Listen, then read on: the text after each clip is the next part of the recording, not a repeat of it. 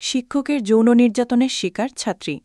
শিক্ষকের হাতে যৌন নির্যাতনের ফলে আসামের নবম শ্রেণীর এক ছাত্রী আত্মহত্যা করেছে।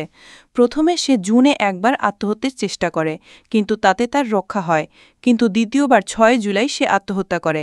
এ ঘটনা ঘটেছে আসামের তিনসুকিয়া জেলায়। এ খবর দিয়েছে অনলাইন এনডিটিভি। শিক্ষকের হাতে যৌন নির্যাতনের ফলে মেয়েটি কী অবস্থার ভিতর দিয়ে যাচ্ছিল তা ৪ পৃষ্ঠার একটি নোটে লিখে গেছে। ওই নোটটি দেখতে পেয়েছেন সাংবাদিকরা। এতে সে অভিযোগ করেছে অন্য ৩ শিক্ষক অভিযুক্ত শিক্ষককে সুরক্ষা দেওয়ার চেষ্টা করেছেন। এই ঘটনা আসাম জুড়ে তীব্র ক্ষোভের সৃষ্টি করেছে। জুনে প্রথম যখন সে আত্মহত্যার উদ্যোগ নেয়, তারপর তার পরিবার থানায় একটি এফআইআর করে।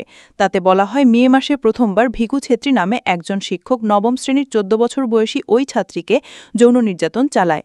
২৬শে মে ওই শিক্ষক কোমল পানীয়ের সঙ্গে ঘুমের ওষুধ মিশিয়ে তা ক্লাসের পর স্কুলের কিচেনে পান করায় ওই ছাত্রীকে।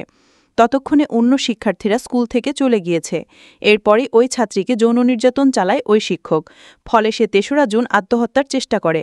এ সময় তাকে হাসপাতালে নেওয়া হয়। সেখানে ডাক্তাররা তাকে চিকিৎসা করিয়ে তার অবস্থা স্থিতিশীল করে। এতে তার জীবন রক্ষা হয়। এরপর তার পরিবার ধল্লা পুলিশ স্টেশনে এফআইআর করে। শিশুর বিরুদ্ধে যৌনতার অপরাধ বিষয়ক একটি আইনে এই অভিযোগ করা হয়। এর প্রেক্ষিতে ১১ জুন শিক্ষক ভিকু ছেত্রীকে গ্রেফতার করে পুলিশ। তবে ৬ জুলাই দ্বিতীয়বারের চেষ্টায় আত্মহত্যা করে ওই শিক্ষার্থী। এরপর রোববার তার ভাই আরেকটি এফআইআর করে। এ ঘটনায় অভিযুক্ত শিক্ষকের দৃষ্টান্তমূলক শাস্তি দাবি করেছে অনেক সামাজিক সংগঠন।